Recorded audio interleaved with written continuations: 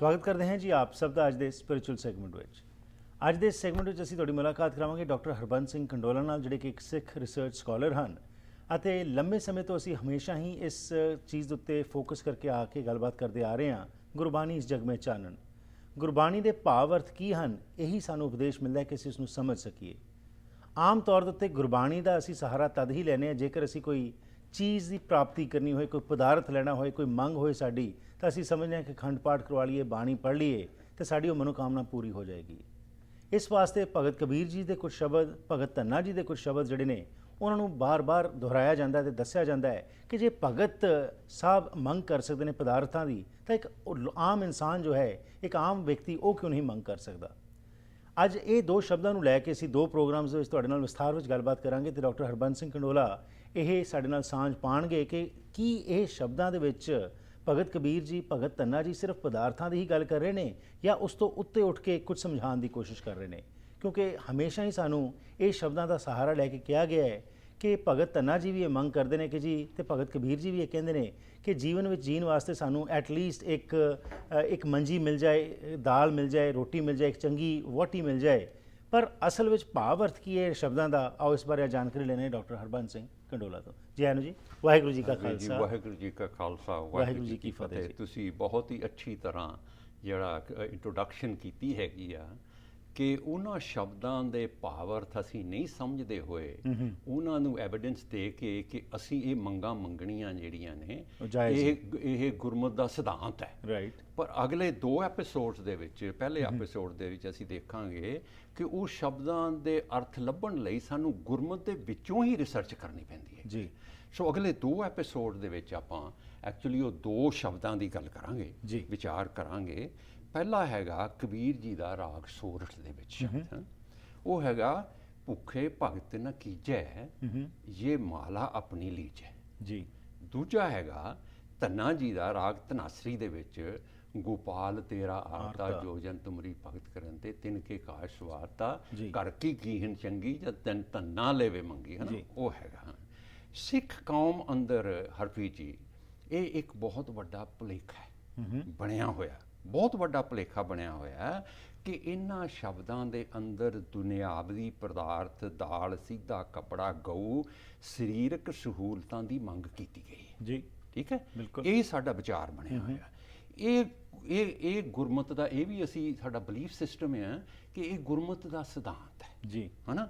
ਹੁਣ ਇਹ ਭੁਲੇਖਾ ਸਿੱਖ ਕੌਮ ਲਈ ਆਪਾਂ ਨੂੰ ਇਹ ਵੀ ਵਿਚਾਰ ਕਰਨੀ, ਇਹ ਭੁਲੇਖਾ ਐਸਾ ਸਿੱਖ ਕੌਮ ਲਈ ਬੜੀ ਸਮੱਸਿਆ ਦਾ, ਵੱਡੀ ਸਮੱਸਿਆ ਦਾ ਕਾਰਨ ਬਣਿਆ ਜੀ। ਇਨਫੈਕਟ ਸਿੱਖ ਕੌਮ ਲਈ ਨਹੀਂ, ਸਾਰੀ ਮਨੁੱਖਤਾ ਲਈ, ਕਿਉਂਕਿ ਅੱਜ ਮਨੁੱਖਤਾ ਜਿਹੜੀਆਂ ਦੁਨਿਆਵੀ ਪਦਾਰਥ, ਸਰੀਰਕ ਸਹੂਲਤਾਂ ਨੂੰ ਹੀ ਆਪਣਾ ਜੀਵਨ ਸਮਝੀ ਬੈਠੇ ਨੇ।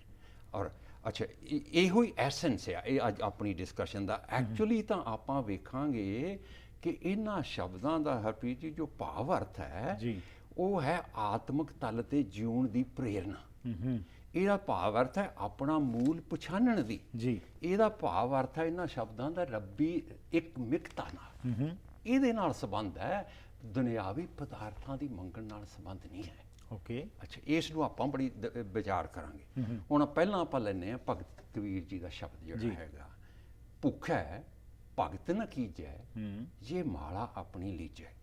ਹੁਣ ਪ੍ਰਚਲਿਤ ਜਿਹੜਾ ਵਿਆਖਿਆ ਉਹ ਸਾਡੀ ਇਹ ਹੈਗੀ ਹੈ ਜੀ ਕਿ ਕਬੀਰ ਜੀ ਕਹਿ ਰਹੇ ਨੇ ਕਿ ਦੇਖ ਰੱਬ ਜੀ, ਭੁੱਖੇ ਪੇਟ ਮੇਰੇ ਕੋਲੋਂ ਤੇਰਾ ਭਗਤੀ ਨਹੀਂ ਕੀਤੀ ਜਾ ਸਕਦੀ, ਪਹਿਲਾਂ ਮੈਨੂੰ ਮੇਰੀ ਸਰੀਰਕ ਲੋੜਾਂ ਦੇ ਜਿਹੜੇ ਪਦਾਰਥ ਨੇ ਉਹ ਦਿਓ।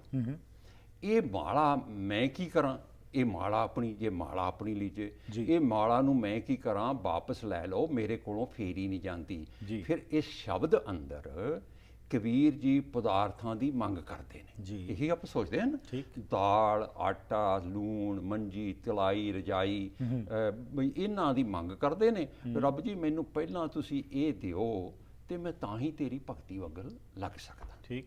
ਹੁਣ ਸਾਡਾ ਇਹ ਪੱਕਾ ਵਿਸ਼ਵਾਸ ਬਣ ਗਿਆ, ਇਹ ਬਲੀਫ ਸਿਸਟਮ ਬਣ ਗਿਆ, ਈਵਨ ਮਨੁੱਖਤਾ ਦਾ ਬਲੀਫ ਸਿਸਟਮ ਬਣ ਗਿਆ ਕਿ ਮੰਗਣਾ ਤਾਂ ਰੱਬ ਜੀ ਪਾਸੋਂ ਹੀ ਮੰਗਣਾ, ਇਹ ਬਲੀਫ ਸਿਸਟਮ ਹੈ। ਬਿਲਕੁਲ ਜੀ, ਹੋਰ ਕਿਸੇ ਕੋਲ ਮੰਗਣਾ, ਠੀਕ ਹੈ ਨਾ, ਬਈ ਮੰਗਣਾ ਤਾਂ ਰੱਬ ਜੀ ਪਾਸੋਂ ਹੈ, ਰੱਬ ਜੀ ਇੱਛਾ ਪੂਰਕ ਨੇ ਜੀ। ਹੁਣ ਜੋ ਮੰਗੇ ਠਾਕਰ ਆਪਣੇ ਤੇ ਸਹੀ ਦੇਵੇ। ਇਹ ਵੀ ਅਸੀਂ ਬਹੁਤ ਵਾਰੀ ਸੁਣਦੇ ਹਾਂ, ਜਾਂ ਇਹ ਵੀ ਸੁਣਦੇ ਹਾਂ, ਮੰਗੋ ਰਾਮ ਤੇ ਸਭ ਥੋਕ ਦਾ ਹੁੰਦਾ ਪਦਾਰਥ, ਮੰਗੋ ਰਾਮ ਤੇ ਸਭ ਥੋਕ। ਇਹ ਸ਼ਬਦ ਦੀ ਜਿਹੜੀ ਇੰਟਰਪ੍ਰੀਟੇਸ਼ਨ ਆ ਕਿ ਰੱਬ ਜੀ ਪਾਸੋਂ ਪਦਾਰਥਾਂ ਦੀ ਮੰਗ, ਦੁਨਿਆਵੀ ਸਰੀਰਕ ਲੋੜਾਂ ਦੀ ਮੰਗ, ਸੁੱਖਾਂ ਪੂਰੀਆਂ ਦੀ ਅਰਦਾਸ, ਇਹ ਗੁਰਮਤ ਹੈ, ਇਹ ਗੁਰਮਤ ਦਾ ਸਿਧਾਂਤ ਹੈ ਜੀ।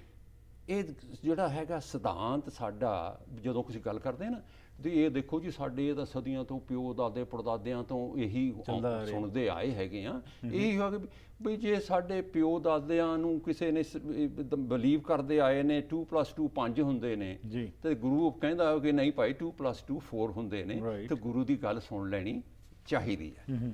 ਹੁਣ ਜਿਹੜਾ ਹੈਗਾ ਹਰਪ੍ਰੀਤ ਜੀ, ਇੱਥੇ ਇੱਕ ਆਪਾਂ ਬੜਾ ਇੰਪੋਰਟੈਂਟ ਪੁਆਇੰਟ ਡਿਸਕਸ ਕਰ ਲਈਏ ਜੀ, ਕਿ ਗੁਰਬਾਣੀ ਇੱਕ ਸਾਰੀ ਪੋਇਟਰੀ ਹੈ।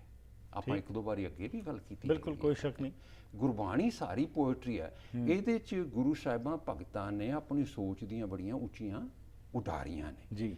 ਕਈ ਵਾਰੀ ਇੱਕ ਜਗ੍ਹਾ ਨਾਨਕ ਪਾਤਸ਼ਾਹ ਆਪਣੇ ਆਪ ਨੂੰ ਸ਼ਬਦ ਦੇ ਵਿੱਚ ਸ਼ਾਇਰ ਕਹਿੰਦੇ ਨੇ। ਨਾਨਕ ਜੀ ਕਵੀ ਇੱਕ ਬਹੁਤ ਉੱਚ ਕੋਟੀ ਦੇ ਪੋਇਟ ਸੀਗੇ, ਸ਼ਾਇਰ ਸੀਗੇ। ਇਹਦੇ 'ਚ ਬੜੇ ਡੂੰਘੇ ਗੁੱਝੇ ਭਾਵ ਅਰਥ ਛੁਪੇ ਹੁੰਦੇ ਨੇ। ਸਮਝਣ ਲਈ ਸਾਨੂੰ ਬਹੁਤ ਇਸ ਲਈ ਮਿਹਨਤ ਕਰਨੀ ਪੈਂਦੀ ਹੈ। ਇਸ ਲਈ ਸਭ ਗੁਰਬਾਣੀ ਦੇ ਭਾਵ ਅਰਥ, ਸਾਰੀ ਗੁਰਬਾਣੀ ਔਖੀ ਨਹੀਂ, ਪਰ ਮੋਸਟਲੀ ਸ਼ਬਦ ਐਸੇ ਨੇ, ਸ਼ਲੋਕ ਐਸੇ ਨੇ ਜਿਨ੍ਹਾਂ ਦੇ ਭਾਵ ਅਰਥ ਸਮਝਣ ਲਈ ਸਾਨੂੰ ਮਿਹਨਤ ਕਰਨੀ ਪੈਂਦੀ ਜੀ। ਉਹਦੇ ਭਾਵ ਅਰਥ ਦੀ ਇਹਦੀ ਇੱਕ ਆਪਾਂ ਐਗਜ਼ਾਮਪਲ ਡਿਸਕਸ ਕਰੀਏ ਕਿ ਪੋਇਟਰੀ ਕਿਸ ਤਰ੍ਹਾਂ ਹੈਗੀ ਹੈ। ਉਹ ਇੱਕ ਫਰੀਦ ਜੀ ਦਾ ਸ਼ਲੋਕ ਹੈ, ਆਪਾਂ ਹਮੇਸ਼ਾ ਹੀ ਸੁਣਦੇ ਹੈਗੇ ਹਾਂ ਜੀ। ਫਰੀਦਾ ਜੋ ਤੈ ਮਾਰਨ ਮੁਖੀਆਂ, ਤਿਨਾਂ ਨ ਮਾਰੇ ਘੁੰਮ, ਆਪਨੜੇ ਘਰ ਜਾਈਏ ਪੈਰ ਤਿਨਾਂ ਦੇ ਚੁੰਮ। ਇਹਦੇ ਜਿਹੜੇ ਅੱਖਰੀ ਅਰਥ ਨੇ ਉਹ ਸੌਖੇ ਨੇ ਕਰਨੇ। ਫਰੀਦਾ ਜੋ ਤੈ ਮਾਰਨ ਮੁਖੀਆਂ, ਬਈ ਭਾਈ ਇਹ ਫਰੀਦ ਜੀ ਕਹਿੰਦੇ ਨੇ ਵੀ ਜਦੋਂ ਤੈਨੂੰ ਕੋਈ ਕੁੱਟੇ, ਤੈਨੂੰ ਮਾਰੇ, ਤੇਰੇ ਤੇ ਆਪਰੇਸ਼ਨ ਕਰੇ, ਤੇਰਾ ਬੁਰਾ ਹਾਲ ਕਰ ਦੇਵੇ, ਤਿੰਨਾਂ ਨਾ ਮਾਰੇ ਘੁੰਮ, ਤੂੰ ਘੁੰਮ ਕੇ ਮੁੜ ਕੇ ਉਹਨੂੰ ਮਾਰਨਾ ਨਹੀਂ ਹੈ। ਆਪਣੜੇ ਘਰ ਜਾਈਏ ਪੈਰ ਤਿਨਾਂ ਦੇ ਚੁੰਮ, ਤੂੰ ਉਹਨਾਂ ਨੂੰ ਥੈਂਕ ਯੂ ਕਹਿ ਕੇ, ਸ਼ਾਬਾਸ਼ੀ ਕਹਿ ਕੇ, ਤੂੰ ਉਹਨਾਂ ਦਾ ਸ਼ੁਕਰੀਆ ਕਰਕੇ ਪੈਰ ਚੁੰਮ ਤੇ ਆਪਣੇ ਘਰੇ ਆ ਕੇ ਆਰਾਮ ਨਾਲ ਬੈਠ ਜਾ। ਠੀਕ, ਹੁਣ ਇਹ ਅੱਖਰੀ ਅਰਥ ਨੇ। ਅੱਛਾ, ਹੁਣ ਦੇਖੋ ਇਹ ਨਾ ਤੇ ਲੌਜੀਕਲ ਆ, ਨਾ ਪ੍ਰੈਕਟੀਕਲ ਆ। ਰਾਈਟ, ਐਂਡ ਹਿਸਟੋਰੀਕਲੀ ਵੀ ਅਸੀਂ ਦੇਖੀਏ ਤੇ ਗੁਰੂਆਂ ਨੇ ਵੀ ਇਹ ਸਿਧਾਂਤ ਨੂੰ ਅਪਣਾਇਆ ਨਹੀਂ ਹੈਗਾ। ਜੇਕਰ ਗੁਰੂ ਗ੍ਰੰਥ ਸਾਹਿਬ ਵਿੱਚ ਲਿਖਿਆ ਗਿਆ ਤਾਂ ਇਸ ਦਾ ਆਫਟਰ ਆਲ ਕੁਝ ਹੋਰ ਮਕਸਦ, ਮੀਨਿੰਗ ਕੁਝ ਹੋਰ ਹੋਏਗਾ। ਜੇ ਐਸਾ ਹੁੰਦਾ ਤਾਂ ਔਰੰਗਜ਼ੇਬ ਸਾਨੂੰ ਮਾਰੀ ਜਾਂਦਾ, ਤਲਵਾਰ ਉਠਾਉਣ ਦੀ ਗੱਲ ਕੀ ਸੀ। ਇਹਦੇ ਵਿੱਚੋਂ ਸਾਨੂੰ ਜੀਵਨ ਸੇਧ ਨਹੀਂ ਮਿਲਦੀ। ਰਾਈਟ, ਹੈ ਨਾ। ਹੁਣ ਇਹਦੇ ਜੇ ਅਸੀਂ ਭਾਵਾਰਥ ਦੇਖੀਏ, ਦੇਖੋ ਨਾ, ਭਾਵਾਰਥ ਦੇਖੀਏ ਇਸੇ ਦੇ ਪੋਇਟਰੀ ਦੇ, ਉਹ ਭਾਵਾਰਥ ਕੀ ਨੇ। ਕਬੀਰ ਜੀ ਆਪਣੇ ਮਨ ਦੀ ਫਰੀਦ ਜੀ ਗੱਲ ਕਰਦੇ ਨੇ। ਉਹ ਕਹਿੰਦੇ ਨੇ, ਫਰੀਦਾ ਜੋ ਤੈ ਮਾਰਨ ਮੁਕੀਆਂ ਐ ਮਨਾ, ਤੂੰ ਔਗਣ ਵਿਕਾਰ ਵਾਈਸਸ ਹਰ ਰੋਜ਼ ਤੇਰੇ ਜੀਵਨ ਨੂੰ ਖੁਆਰ ਕਰ ਰਹੇ ਨੇ। ਇਹ ਔਗਣ ਵਿਕਾਰ ਨੇ ਤੇਰੇ ਜੀਵਨ ਨੂੰ ਐਵਰੀ ਡੇ ਤੈਨੂੰ ਖੁਆਰੀ ਕਰ ਰਹੇ ਨੇ। ਤੋ ਐਸੇ ਔਗਣਾ ਵਾਈਸਸ ਤੋਂ ਬਚਣ ਦਾ ਤੂੰ ਆਪਣੇ ਸੁਭਾਅ ਨੂੰ ਬਦਲਣ ਦਾ ਕੋਈ ਉਪਾਅ ਨਹੀਂ ਕਰਦਾ। ਤਿੰਨਾਂ ਨਾ ਮਾਰੇ ਘੁੰਮ, ਤੂੰ ਉਹਨਾਂ ਨੂੰ ਬਚਾਉਣ ਦਾ ਉਪਾਅ ਨਹੀਂ ਕਰਦਾ ਹੈ। ਅੱਗੇ ਕੀ ਕਹਿੰਦੇ ਨੇ, ਆਪਣੇ ਘਰ ਜਾਈਏ ਪੈਰ ਤੁਮ ਹੈ ਭਲਿਆ, ਤੂੰ ਤੇ ਸੱਪ ਨੂੰ ਦੁੱਧ ਪਿਲਾਉਣ ਵਾਲੀ ਗੱਲ ਕਰੀ ਜਾਂਦਾ ਹੈ। ਤੂੰ ਤੇ ਹੋਰ ਵਧਾਈ ਜਾਂਦਾ ਇਹਨਾਂ ਨੂੰ, ਔਗਣਾਂ ਨੂੰ।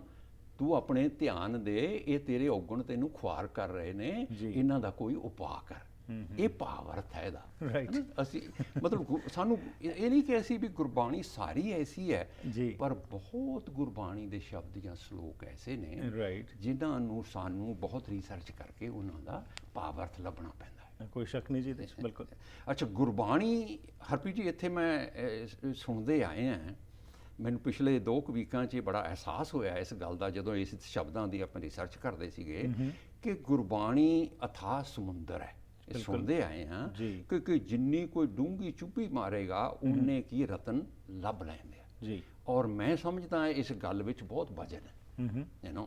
ਇਹ ਵੀ ਬਿਲਕੁਲ ਸੱਚ ਹੈ ਕਿ ਇਹ ਨਹੀਂ ਕਿ ਗੁਰਬਾਣੀ ਪੜ੍ਹਨੀ ਔਖੀ ਹੈ, ਨਹੀਂ, ਸਾਨੂੰ ਪੜ੍ਹਨੀ ਚਾਹੀਦੀ ਹੈ। ਕਹਿੰਦੇ ਵੀ ਗੁਰਬਾਣੀ ਦੇਖੋ ਜੀ ਗਲਤੀਆਂ ਹੁੰਦੀਆਂ ਨੇ, ਨਹੀਂ, ਗੁਰਬਾਣੀ ਪੜ੍ਹਨੀ ਹੈ ਪਰ ਉਹਦੇ ਭਾਵ ਅਰਥ ਸਮਝਣੇ ਨੇ।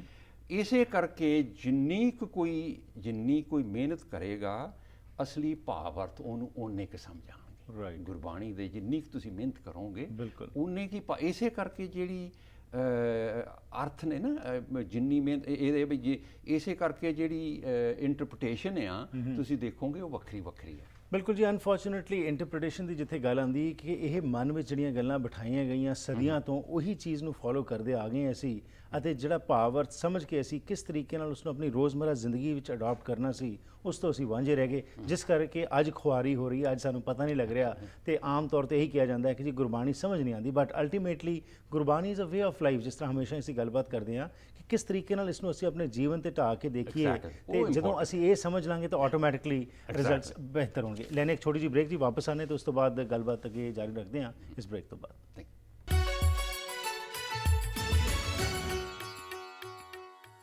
ਸੋ ਸਵਾਗਤ ਹੈ ਜੀ ਇੱਕ ਵਾਰ ਫਿਰ। ਤੇ ਅੱਜ ਇੱਕ ਬਹੁਤ ਹੀ ਮਹੱਤਵਪੂਰਨ ਵਿਸ਼ੇ ਤੇ ਅਸੀਂ ਗੱਲਬਾਤ ਕਰ ਰਹੇ ਹਾਂ ਕਿ ਕਈ ਵਾਰੀ ਭਗਤ ਧੰਨਾ ਜੀ ਤੇ ਭਗਤ ਕਬੀਰ ਜੀ ਦੇ ਸ਼ਬਦਾਂ ਦਾ ਜੋ ਅਰਥ ਕੀਤਾ ਜਾਂਦਾ ਹੈ ਉਹ ਅਨਰਥ ਹੁੰਦਾ ਹੈ। ਬੇਸਿਕਲੀ ਜਦੋਂ ਸਾਨੂੰ ਇਹ ਕਿਹਾ ਜਾਂਦਾ ਹੈ ਕਿ ਜੀ ਤੁਸੀਂ ਗੁਰਬਾਣੀ ਜਿਹੜੀ ਹੈਗੀ ਹੈ ਸਿਰਫ ਪਦਾਰਥਾਂ ਵਾਸਤੇ ਹੀ ਹੈ।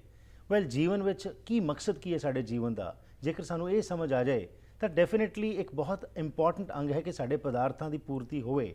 ਲੇਕਿਨ ਜਦੋਂ ਜੀਵਨ ਦਾ ਮਕਸਦ ਸਾਨੂੰ ਪਤਾ ਲੱਗ ਜਾਏਗਾ ਤਾਂ ਅਸੀਂ ਉਸ ਆਤਮਿਕ ਲੈਵਲ ਤੇ ਪਹੁੰਚ ਜਾਵਾਂਗੇ ਜਿੱਥੇ ਕਿ ਸਾਨੂੰ ਇਹ ਚੀਜ਼ਾਂ ਬੜੀਆਂ ਛੋਟੀਆਂ ਨਜ਼ਰ ਆਉਣਗੀਆਂ, ਤੇ ਅਸੀਂ ਗੁਰਬਾਣੀ ਦਾ ਸਹਾਰਾ ਸਿਰਫ ਪਦਾਰਥਾਂ ਵਾਸਤੇ ਹੀ ਨਹੀਂ ਲਾਂਗੇ, ਆਪਣੇ ਜੀਵਨ ਵਿੱਚ ਸੋਚ ਨੂੰ ਪਰਿਵਰਤਨ ਕਰਨ ਲਈ ਉਸ ਦਾ ਇਸਤੇਮਾਲ ਕਰਾਂਗੇ। ਇਸੇ ਸੰਬੰਧ ਵਿੱਚ ਆਓ ਹੋਰ ਗੱਲਬਾਤ ਕਰਦੇ ਹਾਂ ਤੇ ਜਾਣਕਾਰੀ ਲੈਂਦੇ ਹਾਂ ਕਿ ਭਗਤ ਕਬੀਰ ਜੀ ਦਾ ਜਿਹੜਾ ਸ਼ਬਦ ਹੈ ਇਸ ਵਿੱਚ ਕੀ ਕਿਹਾ ਗਿਆ, ਸਾਨੂੰ ਇਸ ਵਿੱਚੋਂ ਅਸੀਂ ਕੀ ਸਿੱਖਣਾ ਹੈ। ਜੀ ਡਾਕਟਰ ਸਾਹਿਬ। ਹਰਪ੍ਰੀਤ ਜੀ, ਜਦੋਂ ਸਾਡਾ ਬਲੀਫ ਸਿਸਟਮ ਐਸਾ ਬਣ ਗਿਆ ਕਿ ਉਹਨਾਂ 'ਚ ਪਦਾਰਥਾਂ ਦੀ ਮੰਗ ਕਰਨੀ ਸਿਧਾਂਤ ਹੈ ਜੀ, ਤੇ ਅਸੀਂ ਉਹੀ ਕਰੀ ਜਾਂਦੇ ਹਾਂ। ਹੁਣ ਦੇਖਣ ਵਾਲੀ ਇਹ ਹੈ ਕਿ ਸਿੱਖ ਕੌਮ ਨੂੰ ਐਸੇ ਬਲੀਫ ਸਿਸਟਮ ਦੇ ਵਿੱਚੋਂ ਕਿਹੜੀ ਸੇਧ ਮਿਲੀ ਰਾਈਟ। ਅੱਜ ਤਾਈਂ ਇਸ ਬਲੀਫ ਸਿਸਟਮ ਦੇ ਵਿੱਚੋਂ ਸਿੱਖ ਕੌਮ ਨੂੰ ਕਿਹੜੀ ਸੇਧ ਮਿਲੀ ਹੈ। ਠੀਕ। ਹੁਣ ਆਪਾਂ ਦੇਖਦੇ ਹਾਂ 99% ਜੋ ਧਰਮ ਦੇ ਕਾਰਜ ਹੁੰਦੇ ਨੇ ਨਾ, ਅਖੰਡ ਪਾਠ ਕਰਦੇ ਹਾਂ, ਸਧਾਰਨ ਪਾਠ ਕਰਦੇ ਹਾਂ, ਆਪਾਂ ਸੁਖਮਨੀ ਸਾਹਿਬ ਦੇ ਪਾਠ ਕਰਦੇ ਹਾਂ, ਲੰਗਰ ਕਰਦੇ ਹਾਂ, ਦਾਨ ਪੁੰਨ ਕਰਦੇ ਹਾਂ, ਗੁਰਪੁਰਬ ਮਨਾਉਂਦੇ ਹਾਂ, ਨਗਰ ਕੀਰਤਨ ਕਰਦੇ ਹੈਗੇ ਹਾਂ, ਗੁਰਧਾਮਾਂ ਦੀ ਅਸੀਂ ਯਾਤਰਾ ਬੜੀ ਕਰਦੇ ਹਾਂ, ਨਿਤਨੇਮ ਕਰਦੇ ਹਾਂ, ਐਸੇ ਅਨੇਕਾਂ ਹੀ ਕੰਮ ਕਰਦੇ ਹਾਂ, ਧਾਰਮਿਕ ਕੰਮ ਕਰਦੇ ਹਾਂ। ਹੁਣ ਉਹਨਾਂ ਦਾ ਫੋਕਸ ਕੀ ਹੁੰਦਾ, ਮੈਨੂੰ ਦੱਸਿਓ ਜੇ ਮੈਂ ਗਲਤ ਹੋਵਾਂ। ਉਹਨਾਂ ਦਾ ਫੋਕਸ ਕੀ ਹੁੰਦਾ, ਉਹਨਾਂ ਮਕਸਦ ਕੀ ਹੁੰਦਾ ਹੈਗਾ? ਮਕਸਦ ਕੀ ਹੈਗਾ? Gain status and power. Right. ਅੱਜ ਗੁਰਦੁਆਰਿਆਂ 'ਚ ਇਹੀ ਕੁਝ ਹੋ ਰਿਹਾ। ਬਿਲਕੁਲ। ਸਟੇਟਸ ਐਂਡ ਪਾਵਰ, ਰਾਜਨੀਤਿਕ ਜਿੱਤਾਂ, ਪੰਜਾਬ 'ਚ ਜੋ ਧਰਮ ਨੂੰ ਜਿਸ ਤਰ੍ਹਾਂ ਵਰਤਿਆ ਜਾ ਰਿਹਾ, ਠੀਕ, ਇਹ ਸਾਡੇ ਸਾਹਮਣੇ ਹੈ। ਸੁੱਖਾਂ ਪੂਰੀਆਂ ਲਈ, ਬਿਜ਼ਨਸ ਅੰਦਰ ਸਾਡਾ ਵਾਧਾ ਹੋਵੇ, ਪੁੱਤਰ ਦੀ ਦਾਤ ਮਿਲੇ, ਲੜਕੀ ਨੂੰ ਚੰਗਾ ਵਰ ਮਿਲ ਜਾਵੇ, ਪੁੱਤਰ ਨੂੰ ਯੂਨੀਵਰਸਿਟੀ ਐਡਮਿਸ਼ਨ ਮਿਲ ਜਾਵੇ ਜਾਂ ਫੋਰਨ ਕੰਟਰੀ ਦਾ ਵੀਜ਼ਾ ਮਿਲ ਜਾਵੇ। ਠੀਕ। ਇਹੋ ਹੀ ਸਾਡੀਆਂ ਮੰਗਾਂ ਨੇ ਨਾ। ਰਾਈਟ। ਐਕਚੁਅਲੀ ਇਹੋ ਹੀ ਨੇ ਨਾ ਮੰਗਾਂ ਹੁੰਦੀਆਂ। ਜੀ ਜੀ। ਜਦੋਂ ਦੱਸੋ ਵੀ ਹੋਰ ਬਹੁਤੀਆਂ ਤਾਂ ਬਿਲਕੁਲ ਮੈਜੋਰਿਟੀ ਹੈ ਇਹੀ ਹੁੰਦਾ ਕਿ ਜੀ ਅਸੀਂ ਪਾਠ ਜਿਹੜਾ ਕਰਵਾ ਰਹੇ ਹਾਂ ਤੇ ਮਕਸਦ ਕੀ ਹੈਗਾ, ਉਹਦੇ ਪਿੱਛੇ ਕੁਝ ਨਾ ਕੁਝ ਇਹੀ ਹੁੰਦਾ। ਇਹ ਸਾਰੀਆਂ ਮੰਗਾਂ ਦਾ ਸੰਬੰਧ ਸਰੀਰਕ ਸੁੱਖ ਨਾਲ ਹੈ। ਠੀਕ। ਅਮੀਰ ਹੋਣ ਦੀ ਲਾਲਸਾ, ਦੁਨਿਆਵੀ ਮੰਗਾਂ ਨੇ, ਬਾਹਰਲੀ ਦੁਨੀਆ ਨੂੰ ਸਵਾਰਨ ਲਈ ਨੇ, ਇਹ ਅੰਦਰਲੀ ਦੁਨੀਆ ਨੂੰ ਸਵਾਰਨ ਲਈ ਇਹਨਾਂ ਵਿੱਚ ਕੋਈ ਵੀ ਮੰਗ ਨਹੀਂ ਹੈ। ਠੀਕ। ਆਤਮਿਕ ਤੌਰ ਤੇ ਸੁਰਤ ਉੱਚੀ ਕਰਨਾ, ਆਪਣਾ ਮੂਲ ਪਛਾਣਨਾ, ਸਾਰੇ ਦਾ ਸਾਰਾ ਫੋਕਸ ਹੈ ਆਊਟਰ ਪਰਪਸ ਲਈ ਹੈ, ਬਾਹਰਲੀ ਦੁਨੀਆ ਨੂੰ ਸਵਾਰਨ ਲਈ ਹੈ, ਸਰੀਰਕ ਤਲ ਤੇ ਜਿਉਣ ਲਈ ਹੈ। ਜਿਹੜੀ ਇਨਰ ਪਰਪਸ ਆ ਆਪਣਾ ਮੂਲ ਪਛਾਣਨ ਦਾ, ਇਹਦੇ 'ਚ ਕੋਈ ਫੋਕਸ ਨਹੀਂ ਹੈ। ਰਾਈਟ। ਹੈ ਨਾ? ਕਿ ਸਾਡਾ ਕਿਰਦਾਰ ਕਿਵੇਂ ਬਦਲੇਗਾ, ਉਹੀ ਅੱਛਾ। ਕੀ ਹੁਣ ਇਹ ਵੀ ਦੇਖਣ ਵਾਲੀ ਗੱਲ ਹੈ ਜਦੋਂ ਅਸੀਂ ਇਹੋ ਜਿਹੀਆਂ ਅਰਦਾਸਾਂ ਕਰਦੇ ਹਾਂ ਕਿ ਕੀ ਇਹ ਮੰਗਣਾ ਪੁੱਤਰ ਦੀ ਦਾਤ ਮਿਲ ਜਾਂਦੀ ਹੈ ਜਾਂ ਫੋਰਨ ਕੰਟਰੀ ਦਾ ਵੀਜ਼ਾ ਮਿਲ ਜਾਂਦਾ ਹੈ? ਇੱਕ ਵਿਚਾਰ ਕਰਨ ਵਾਲੀ ਗੱਲ ਹੈ ਨਾ, ਸੋਚਣ ਦਾ ਵਿਸ਼ਾ। ਪਰ ਜਦੋਂ ਫਿਰ ਉਹ ਕੁਦਰਤ ਦਾ ਲਾਅ ਦੇ ਹਿਸਾਬ ਨਾਲ ਚੱਲਣਾ ਹੈਗਾ, ਪਰ ਜਦੋਂ ਉਹ ਨਹੀਂ ਹੁੰਦੀਆਂ ਤਾਂ ਫਿਰ ਅਸੀਂ ਜੋਤਸ਼ੀਆਂ ਕੋਲ ਭੱਜਦੇ ਹਾਂ, ਬਾਬਿਆਂ ਕੋਲ ਭੱਜਦੇ ਹਾਂ, ਹੈ ਨਾ? ਕਿਉਂਕਿ ਅਸੀਂ ਆਪਣੇ ਅੰਦਰ ਮੂਲ ਪਛਾਣਨ ਦੀ ਸਾਡਾ ਉਹ ਨਹੀਂ ਹੈ। ਅੱਛਾ, ਗੁਰਮਤਿ ਦਾ ਸਿਧਾਂਤ ਕੀ ਹੈ? ਹੁਣ ਆਪਾਂ ਥੋੜੀ ਜਿਹੀ ਇਸ ਤੇ ਗੱਲ ਕਰਦੇ ਹਾਂ ਵੀ ਗੁਰਮਤਿ ਦਾ ਸਿਧਾਂਤ ਕੀ ਹੈ, ਕਿ ਬਾਹਰਲੀ ਦੁਨੀਆ ਸਵਾਰਨ ਨਾਲ ਹੈ ਜਾਂ ਸਾਡੀ ਅੰਦਰਲੀ ਦੁਨੀਆ ਸਵਾਰਨ ਦੀ ਗੱਲ ਕਰਦੀ ਹੈ ਗੁਰਮਤਿ। ਜੀ। ਗੁਰਮਤਿ ਦਾ ਧਰਮ ਜਾਂ ਸਪਿਰਿਚੁਅਲਿਟੀ, ਗੁਰਬਾਣੀ ਸੰਬੰਧ ਸਿਰਫ ਸਾਡੇ ਸੁਰਤ ਮਤ ਮਨ ਬੁੱਧ ਨਾਲ। ਜਿੱਥੇ ਘੜੀ ਹੈ ਸੁਰਤ ਮਤ ਮਨ ਬੁੱਧ ਨਾਲ। ਗੁਰਬਾਣੀ ਦਾ ਸੰਬੰਧ ਮਨ, ਬੁੱਧੀ, ਸੁਰਤ, ਥਾਟਸ ਤੇ ਬਿਹੇਵੀਅਰ ਨਾਲ ਹੈ। ਇਹ ਵਿਚਾਰ ਬਦਲਣ ਨਾਲ ਹੈ। ਜੀ। ਚੰਗੇ ਸੰਸਕਾਰ ਪੈਦਾ ਕਰਨ ਨਾਲ ਹੈ। ਠੀਕ। ਜੀਵਨ ਅੰਦਰ ਰੱਬੀ ਗੁਣ ਪੈਦਾ ਕਰਨੇ, ਹਾਰਮਨੀ, ਪੀਸ, ਆਤਮਿਕ ਸੁੱਖ, ਆਤਮਿਕ ਰੋਗ ਮਿਟਾਉਣ ਨਾਲ ਹੈ ਗੁਰਬਾਣੀ ਦਾ। ਆਤਮਿਕ ਰੋਗਾਂ ਦੀ ਗੱਲ ਹੈ ਇਹਦੇ 'ਚ। ਭਾਵ ਕਿ ਗੁਰਮਤਿ ਦਾ ਸੰਬੰਧ ਸਿਰਫ ਅੰਦਰਲੀ ਦੁਨੀਆ, ਇਨਰ ਪਰਪਸ ਦੇ ਨਾਲ ਸੰਬੰਧ ਲੈ। ਅੰਦਰ ਬੈਠੇ ਰੱਬ ਜੀ ਨਾਲ ਸਾਂਝ ਪਾ, ਆਪਣਾ ਮੂਲ ਪਛਾਣ, ਇਹ ਇਨਰ ਪਰਪਸ ਨਾਲ ਹੈ। ਸਾਰੀ ਗੁਰਬਾਣੀ ਦਾ ਜਿਹੜਾ ਭਾਵ ਅਰਥ ਹੈ ਜੀ, ਇਹ ਆਪਾਂ ਗੱਲ ਕਰਾਂਗੇ। ਇਹ ਨਹੀਂ ਕਿ ਸਾਨੂੰ ਬਾਹਰਲੀਆਂ ਪਦਾਰਥਾਂ ਦੀ ਲੋੜ ਨਹੀਂ, ਅਸੀਂ ਮਿਹਨਤ ਨਹੀਂ ਕਰਨੀ, ਪਰ ਪਰਪਸ ਜਿਹੜਾ ਪ੍ਰਾਇੋਰਟੀ ਹੈ ਉਹ ਇਹ ਹੈਗੀ ਆ। ਇਹਨੂੰ ਆਪਾਂ ਅੱਗੇ ਚੱਲ ਕੇ ਕਾਫੀ ਡਿਟੇਲ 'ਚ ਗੱਲ ਕਰਾਂਗੇ ਜੀ। ਹੁਣ ਇਸ ਦਾ ਇਹ ਕਿਤਈ ਮਤਲਬ ਨਹੀਂ, ਇੱਥੇ ਆਪਾਂ ਗੱਲ ਕਰਦੇ ਹਾਂ, ਇਸ ਦਾ ਕਿਤਈ ਮਤਲਬ ਨਹੀਂ ਕਿ ਅਸੀਂ ਬਾਹਰਲੀ ਦੁਨੀਆ, ਪਦਾਰਥਾਂ ਦੀਆਂ ਲੋੜਾਂ ਅਸੀਂ ਪੂਰੀਆਂ ਵੱਲ ਧਿਆਨ ਨਹੀਂ ਦੇਣਾ ਜੀ, ਨਹੀਂ ਦੇਣਾ ਹੈਗਾ। ਪਰ ਇਹ ਹੈ ਜਿਹੜੀ ਆਊਟਰ ਸਕਸੈਸ ਆ ਬਿਕਮ ਮੀਨਿੰਗਲੈਸ ਅਨਲੈਸ ਵੀ ਰਿਸੀਵ ਦੀ ਇਨਰ ਸਕਸੈਸ। ਐਬਸੋਲੂਟਲੀ। ਅਸੀਂ ਜਿੱਦਾਂ ਤੱਕ ਇਨਰ ਅਸੀਂ ਦੇਖਦੇ ਹਾਂ, ਇਹ ਕੌਮ ਦਾ ਫੋਕਸ ਹੀ ਨਹੀਂ ਹੈਗਾ। This is the essence of it. ਇਹ ਜੇ ਸਾਡਾ ਫੋਕਸ ਹੀ ਨਹੀਂ ਹੈਗਾ ਅੰਦਰਲੀ ਦੁਨੀਆ, ਆਪਣਾ ਮੂਲ ਪਛਾਣਨ ਨਾਲ, ਆਪਣੇ ਅੰਦਰ ਬੈਠੇ ਰੱਬ ਦੇ ਨਾਲ ਸਾਂਝ ਪਾਉਣ ਨਾਲ, ਤਾਂ ਸਾਨੂੰ ਸੁੱਖ, ਸ਼ਾਂਤੀ, ਪੀਸ ਕਦੇ ਮਿਲਣੀ ਨਹੀਂ। ਕੌਮ ਨੂੰ ਕਦੇ ਅੱਛੀ ਸੇਧ, ਕਿਰਦਾਰ ਕਦੇ ਕੌਮ ਦਾ ਉੱਚਾ ਨਹੀਂ ਹੋਣਾ ਹੈ।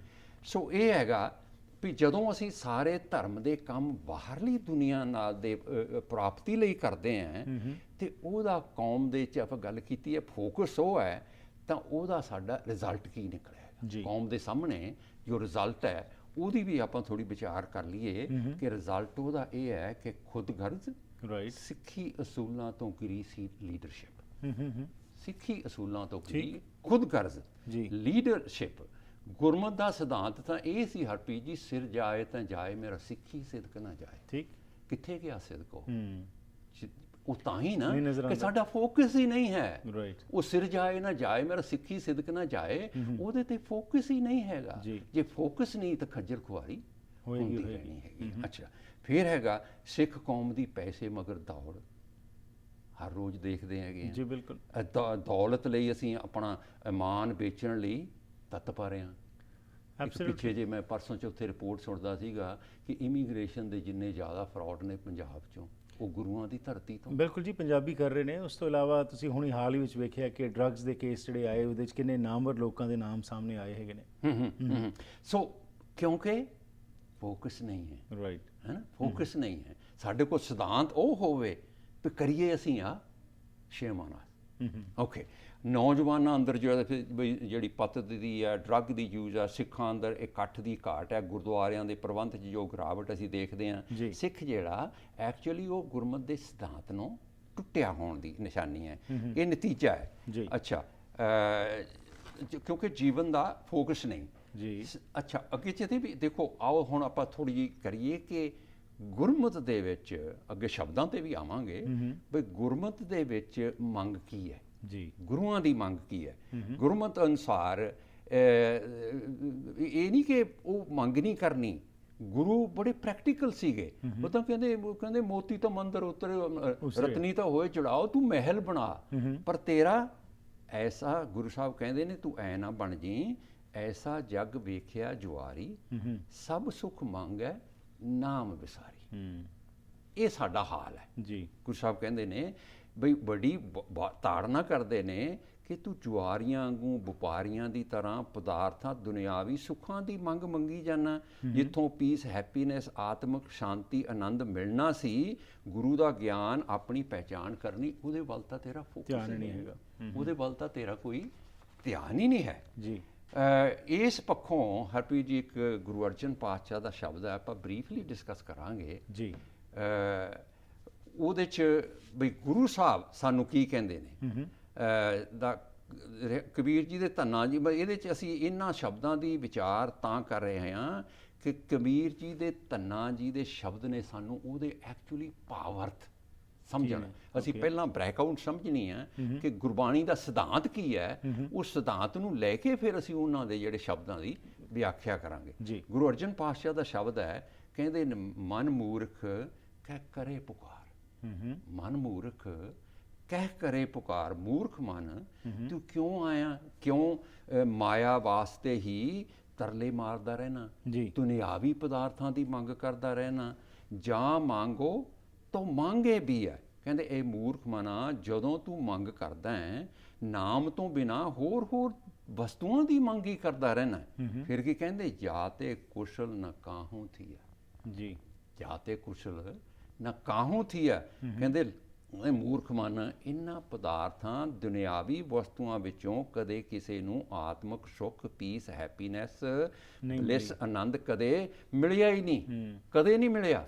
ਫਿਰ ਕਹਿੰਦੇ ਨੇ ਮੰਗਣ ਮੰਗ ਤਾਂ ਇੱਕ ਹੈ ਮੰਗ, ਨਾਨਕ ਜਾਤੇ ਪਰੇ ਪ੍ਰਾਗ। ਨਾਨਕ ਆਖਦੇ ਨੇ ਮੈਂ ਮੂਰਖ ਹੈ, ਮੂਰਖ ਮਨ, ਅਗਰ ਤੂੰ ਮੰਗਣਾ ਹੈ ਨਾ ਜੀ, ਤਾਂ ਪ੍ਰਭੂ ਦਾ ਨਾਮ ਦੀ ਮੰਗ ਕਰ, ਗੁਰੂ ਦੀ ਮੱਤ ਦੀ ਮੰਗ ਕਰ, ਸੱਚ ਦੇ ਗਿਆਨ ਦੀ ਮੰਗ ਕਰ, ਤਾਂ ਕਿ ਤੈਨੂੰ ਇਹਨਾਂ ਪਦਾਰਥਾਂ ਦੀ ਮੰਗ ਦੀ ਕਰਨ ਦੀ ਲੋੜ ਹੀ ਨਾ ਪਵੇ। ਬਿਲਕੁਲ ਇਹ ਮੰਗ ਹੈ। ਸੋ ਉਹੀ ਆ ਗਈ ਡਾਕਟਰ ਸਾਹਿਬ ਗੱਲ ਕਿ ਜਿਸ ਤਰੀਕੇ ਨਾਲ ਇਹ ਚੀਜ਼ਾਂ ਸਾਨੂੰ ਦੱਸੀਆਂ ਗਈਆਂ over the years, over the centuries, ਉਹਦੇ ਹਿਸਾਬ ਨਾਲ ਅਸੀਂ ਸਿਰਫ ਇਹੀ ਸਮਝ ਲਿਆ ਕਿ ਅਸੀਂ ਪਾਠ ਪੂਜਾ ਇਸ ਕਰਕੇ ਕਰਨੀ ਹੈ ਕਿ ਸਾਡੇ ਦੁਨਿਆਵੀ ਜਿਹੜੀਆਂ ਸਾਡੀਆਂ ਮੰਗਾਂ ਨੇ ਉਹ ਪੂਰੀਆਂ ਹੋ ਜਾਣ, ਅਤੇ ਉੱਥੋਂ ਤੱਕ ਹੀ ਅਸੀਂ ਸੀਮਿਤ ਰਹਿ ਗਏ। ਇਸ ਵਿੱਚ ਕੋਈ ਸ਼ੱਕ ਨਹੀਂ ਕਿ Gurbani is a way of life, ਜਿਸ ਤਰ੍ਹਾਂ ਅਸੀਂ ਹਮੇਸ਼ਾ ਹੀ ਕਹਿੰਦੇ ਹੈਗੇ ਹਾਂ ਕਿ ਜੇਕਰ ਇਸ ਨੂੰ ਸਮਝਾਂਗੇ ਆਤਮਿਕ ਲੈਵਲ ਤੇ, ਜਦੋਂ ਸਾਨੂੰ ਇਹ ਸੋਝੀ ਆ ਜਾਏਗੀ ਤਾਂ ਸਾਡੀ ਹਰ ਚੀਜ਼ ਨਜ਼ਰੀਆ ਬਦਲ ਜਾਏਗਾ। ਐਂਡ ਘੜੀਏ ਸੁਰਤ ਮਤ ਮਨ ਬੁੱਧ, ਜਿਹੜੀ ਤੁਸੀਂ ਗੱਲ ਕੀਤੀ ਕਿ ਅਸੀਂ ਘੜਨਾ ਹੈ, ਉਸ ਨੂੰ ਆਪਣੇ ਆਪ ਨੂੰ ਸਵਾਰਨਾ, ਆਪਣੀ ਬੁੱਧੀ ਨੂੰ। ਜਦੋਂ ਸਾਡੀ ਸੋਚ ਵਿੱਚ ਬਦਲਾਅ ਆ ਗਿਆ, ਸਾਡੀ ਮਾਨਸਿਕਤਾ ਵਿੱਚ ਚੇਂਜ ਆ ਗਈ, ਤਾਂ ਆਟੋਮੈਟਿਕਲੀ ਜੀਵਨ ਦਾ ਸਾਨੂੰ ਮਕਸਦ ਪਤਾ ਲੱਗ ਜਾਏਗਾ। ਉਹਦੇ 'ਚ ਹਰਪ੍ਰੀਤ ਜੀ ਅਸੀਂ ਇਹ ਵੀ ਐਮਫਸਾਈਜ਼ ਕਰਨਾ ਚਾਹੁੰਦੇ ਹਾਂ ਕਿ ਅਸੀਂ ਲੋਕਾਂ ਨੂੰ ਇਹ ਇੰਟਰਸਟ ਕ੍ਰੀਏਟ ਹੋਵੇ, ਕਿਉਂਕਿ ਕਈ ਵਾਰੀ ਲੋਕ ਵੀ ਸੁਣਦੇ ਕਰਦੇ ਆ ਜੀ ਗੁਰਦੁਆਰਿਆਂ 'ਚ ਵੀ ਸਾਡੇ ਜੀਵਨ 'ਚ ਤਾਂ ਕੁਝ ਨਹੀਂ ਹੈਗਾ, ਵੀ ਨਹੀਂ, ਇਹਦੇ ਬੈਨੀਫਿਟ ਵੀ ਅਸੀਂ ਦੱਸੀਏ ਕਿ ਜਿਹੜੇ ਹਿਊਜ ਨੇ। ਜੇ ਤੁਸੀਂ ਇਸ ਪਾਸੇ ਲੱਗੋਗੇ ਬਿਲਕੁਲ ਜੀ, ਬਿਲਕੁਲ, ਤੇ ਤੁਹਾਨੂੰ ਇਹਦੇ ਰੀਅਲ ਬੈਨੀਫਿਟ ਵੀ ਮਿਲਣਗੇ ਲਾਈਫ। ਕਿਉਂਕਿ ਜਦੋਂ ਉਹੀ ਗੱਲ ਆ ਗਈ ਕਿ ਜਦੋਂ ਬੈਨੀਫਿਟ ਦੀ ਅਸੀਂ ਗੱਲ ਕਰਨੇ ਆ, it's again caste and loss ਦੇ ਜਿਹੜੀ ਅਸੀਂ ਗੱਲ ਕਰਦੇ ਹੈਗੇ ਆ ਕਿ ਹਮੇਸ਼ਾ ਹੀ ਹਰ ਚੀਜ਼ ਦਾ ਬੈਨੀਫਿਟ ਹੁੰਦਾ ਹੈ। ਐਂਡ ਸਾਡੀ ਸੋਚ ਇਹੋ ਜਿਹੀ, ਅਸੀਂ ਹਮੇਸ਼ਾ ਬੈਨੀਫਿਟ ਵਾਲੇ ਪਾਸੇ ਹੀ ਤੁਰਦੇ ਹਾਂ।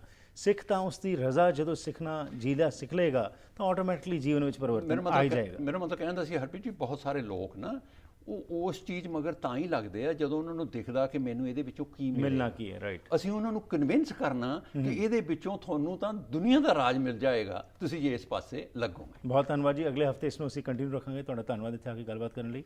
ਵਾਹਿਗੁਰੂ ਜੀ ਕਾ ਖਾਲਸਾ, ਵਾਹਿਗੁਰੂ ਜੀ ਕੀ ਫਤਿਹ। ਸੋ ਇਸ ਦੇ ਨਾਲ ਹੀ ਕਰਦੇ ਹਾਂ ਜੀ ਅੱਜ ਦੇ ਇਸ ਪ੍ਰੋਗਰਾਮ ਦੀ ਸਮਾਪਤੀ, ਅਤੇ ਇਹ ਸੀਰੀਜ਼ ਦੇ ਵਿੱਚ ਅਸੀਂ ਆਉਣ ਵਾਲੇ ਸਮੇਂ ਵਿੱਚ ਵੀ ਤੁਹਾਡੇ ਨਾਲ ਵਿਸਥਾਰ ਵਿੱਚ ਗੱਲਾਂ ਬਾਤਾਂ ਕਰਾਂਗੇ, ਕਿਉਂਕਿ ਹਮੇਸ਼ਾ ਹੀ ਫੋਕਸ ਇਹੀ ਹੁੰਦਾ ਹੈ ਕਿ ਗੁਰਬਾਣੀ ਨੂੰ ਸਿਰਫ ਅਸੀਂ ਪੜ੍ਹਨ ਤੱਕ ਸੀਮਿਤ ਨਾ ਕਰ ਦਈਏ। ਇਸ ਨੂੰ ਬਿਲਕੁਲ ਪੜ੍ਹਨਾ ਹੈ, ਕਿਉਂਕਿ ਪੜ੍ਹਨ ਇੱਕ ਸ਼ੁਰੂਆਤੀ ਦੌਰ ਹੈ। ਜਦੋਂ ਕਿ ਅਸੀਂ ਪੜ੍ਹਨਾ ਸ਼ੁਰੂ ਕਰਾਂਗੇ ਤਾਂ ਸਾਡੀ ਸਮਝ ਵਿੱਚ ਕੁਝ ਵਾਧਾ ਹੋਏਗਾ, ਪਰ ਉਸ ਦੇ ਨਾਲ ਨਾਲ ਇਸ ਦਾ ਕੀ ਮਕਸਦ ਕੀ ਹੈ, ਮੀਨਿੰਗ ਕੀ ਹੈ। ਕੋਈ ਵੀ ਅਸੀਂ ਜੀਵਨ ਵਿੱਚ ਕੰਮ ਕਰਦੇ ਹਾਂ ਤਾਂ ਅਸੀਂ ਦੇਖਦੇ ਹਾਂ ਕਿਉਂ ਕਰ ਰਹੇ ਹਾਂ, ਪਰ ਜਦੋਂ ਧਰਮ ਦੀ ਗੱਲ ਆਉਂਦੀ ਹੈ ਉੱਥੇ ਅਸੀਂ ਅੱਖਾਂ ਮੀਟ ਕੇ ਬੈਠ ਜਾਂਦੇ ਹਾਂ, ਤੇ ਜੋ ਕੋਈ ਸਾਨੂੰ ਦੱਸ ਦਿੰਦਾ ਹੈ ਉੱਥੋਂ ਤੱਕ ਅਸੀਂ ਸੀਮਿਤ ਰਹਿ ਜਾਂਦੇ ਹਾਂ। ਤੇ ਇਹੀ ਕਾਰਨ ਹੈ, ਜਿਸ ਤਰ੍ਹਾਂ ਡਾਕਟਰ ਖੰਡੋਲਾ ਨੇ ਵੀ ਗੱਲਬਾਤ ਕੀਤੀ ਕਿ ਅੱਜ ਸਿੱਖ ਕੌਮ ਕਿਸ ਪਾਸੇ ਨੂੰ ਜਾ ਰਹੀ ਹੈ, ਅੱਜ ਖੁਆਰੀ ਕਿਉਂ ਆ ਰਹੀ ਹੈ। ਇਸ ਵਾਸਤੇ ਪਰਿਵਰਤਨ ਦੀ ਲੋੜ ਹੈ, ਤੇ ਪਰਿਵਰਤਨ ਤਦ ਹੀ ਸ਼ੁਰੂ ਹੋਏਗਾ ਜੇਕਰ ਅਸੀਂ ਆਪਣੇ ਆਪ ਵਿੱਚੋਂ ਚੇਂਜ ਲੈ ਕੇ ਆਈਏ ਅਤੇ ਗੁਰਬਾਣੀ ਦਾ ਸਹੀ ਮਕਸਦ ਜੋ ਹੈ ਉਸ ਨੂੰ ਸਮਝ ਸਕੀਏ, ਅਪਣਾ ਸਕੀਏ ਤੇ ਉਸ ਤੇ ਤੁਰ ਸਕੀਏ। ਫੀਡਬੈਕ ਜ਼ਰੂਰ ਦੇਣਾ 6046037555 ਜਾਂ ਫਿਰ ਈਮੇਲ ਰਾਹੀਂ harpreetsingh@gmail.com। ਇਹ ਸਾਰੇ ਪ੍ਰੋਗਰਾਮਸ ਤੁਸੀਂ youtube.com/harpreetsingh ਤੇ ਵੀ ਜਾ ਕੇ ਦੇਖ ਸਕਦੇ ਹੋ। ਉਸ ਤੋਂ ਇਲਾਵਾ ਸੋਸ਼ਲ ਮੀਡੀਆ ਤੇ ਵੀ ਸਾਡੇ ਨਾਲ ਸੰਪਰਕ ਕਰ ਸਕਦੇ ਹੋ, ਫੇਸਬੁੱਕ ਜਾਂ ਟਵਿੱਟਰ ਰਾਹੀਂ ਵੀ ਗੱਲਬਾਤ ਕਰ ਸਕਦੇ ਹੋ। ਫਿਰ ਮੁਲਾਕਾਤ ਕਰਾਂਗੇ, ਤਦ ਤੱਕ ਬਾਏ।